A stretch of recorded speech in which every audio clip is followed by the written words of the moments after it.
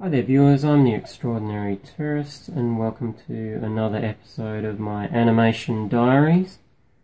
In this particular diary I'm continuing work on my animation which is called The Infinite Monkey Theorem as a working title.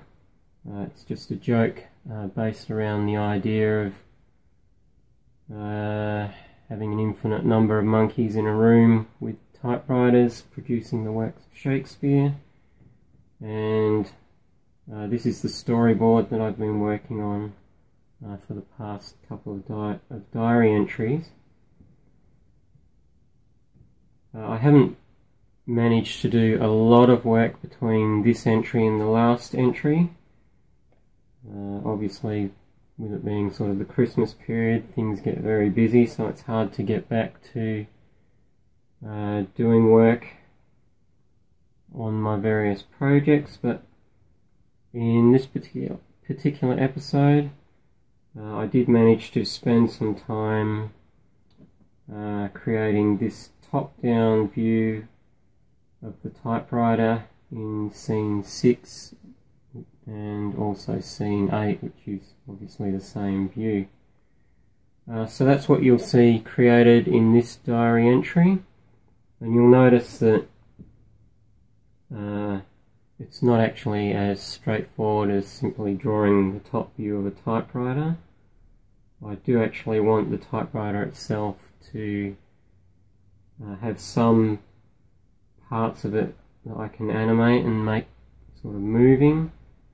Obviously the bits that do move, such as the cassette, whatever you call that part across the back that the paper gets loaded into, I think it's called the cassette, and the actual key hammer things that type the letters onto the paper.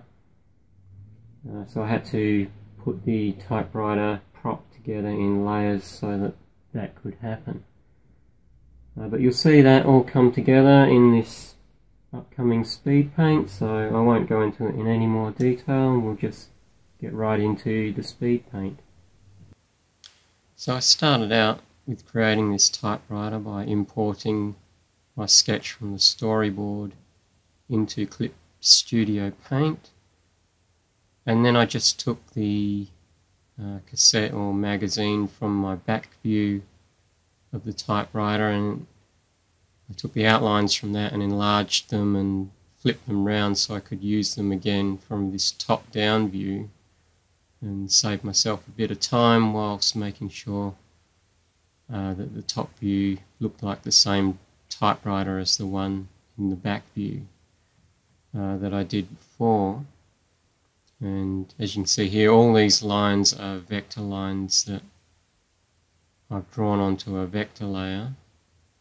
And that's so I can do all this editing that you're seeing me doing here now. And then I add raster layers to do the colouring once I've got my lines exactly how I like them. And in doing that I end up with the ability to resize my images to any size, and I'll have a nice sharp outline. But with the colour being on raster layers, if I did decide to do something like fine gradients and whatever, it would be a lot easier than trying to do that on a vector layer. So here you can see me trying to draw the cover for the typewriter, and I actually couldn't remember how the covers on this particular style of typewriter went, and I had to think back to the shape of the cover on a model that we used to have way back in the early 80s to get that shape for where the actual hammers for the keys go right. Yeah, as you can see, this is all being developed in layers so that parts of the typewriter can actually be animated. Most noticeably the cassette part is on its own layer, and these keys that you see me drawing here, they're also on their own layer so that I can have those move as well. a lot of it, and when I was drawing those keys I just drew them all on the same layer, and then I duplicated that and deleted the ones that I didn't need on each layer, so that they would all be separate. And when I was drawing the actual buttons for the letter keys, I only drew the one button there you see as a vector and then reproduced that. And I did loosely base the keyboard on an actual keyboard, although if you look closely you can see there are definitely keys missing, but the majority of the keys are there, and it's enough to give the impression of a typewriter that has all the keys that you need. It's definitely got all the letters there. I think it's possibly missing a couple of shift keys, and of course an old typewriter doesn't have an enter key, because on a typewriter the equivalent of an enter key was when the cassette thing got to the edge of the page and you got a little ringing tone, and then you had to manually push the cassette back forward and shift it up a line. So there you go, that's the finished prop in ClipPaint Studio. And I'll just zoom in on it a bit.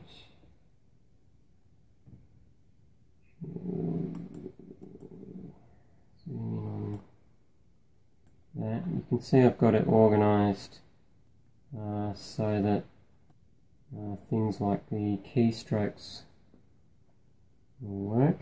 See if I can show that here. There we go. So this is the magazine, or the cassette bit, and you can see I can move all that as one prop, so I can have that moving across as it would as the monkey types. And I've also got the actual keys animated in here. You can see here at the moment there's only one key sort of showing. I can change that so that different keys from different parts of the typewriter appear. And obviously it's just some of the keys. I haven't animated every single key, it's just enough so that I can make it look as if different key hammers are being struck and animated in those particular scenes. So that's why it was a little more complicated to do than simply drawing a straight up typewriter. So you see. Anyway, so that's the typewriter prop from above. We've got the typewriter from the back, just there. And if we go back into Springboard, which is my storyboard software, here, you can see it's still, I've still got the old typewriter there, but I've actually already imported that in, the new prop, which I just did by exporting it as a PNG file for this to fill in these gaps. You can see if I just scene 8, I've turned off the sketch and now replaced it with the new typewriter. Do that in scene 6 as well. So there you go, that's that prop already done. The next thing that I have to do obviously is draw scene 2 here. I've got this monkeys in a room scene to do, and that should be relatively simple. It's like, all I have to do is draw one monkey at a typewriter and then reproduce that many times in the same way that I did with the sketch here. That's just I only drew one monkey and then reproduced it, and then after that I've just got to go through and put ready into all the scenes and his hands into all the scenes using the actual Crazy Talk Animator 3 character rig of him that I made, and I'm hoping that won't take any more than maybe an hour or so tops to do all these different scenes, given that at least 3 of these scenes are actually can just be duplicated with that position, like scenes 7, 9 and 11 are exactly the same position, and that's all you really need for this storyboard. So there we go, that's where this animation is up to, and hopefully, as I keep saying, by next week this storyboard will be finished and I can actually start getting onto the animation of the joke and get it sort of up and running so that you can see what this final short animation is. There you go, that's the diary entry for this week. Until next video, thanks for watching.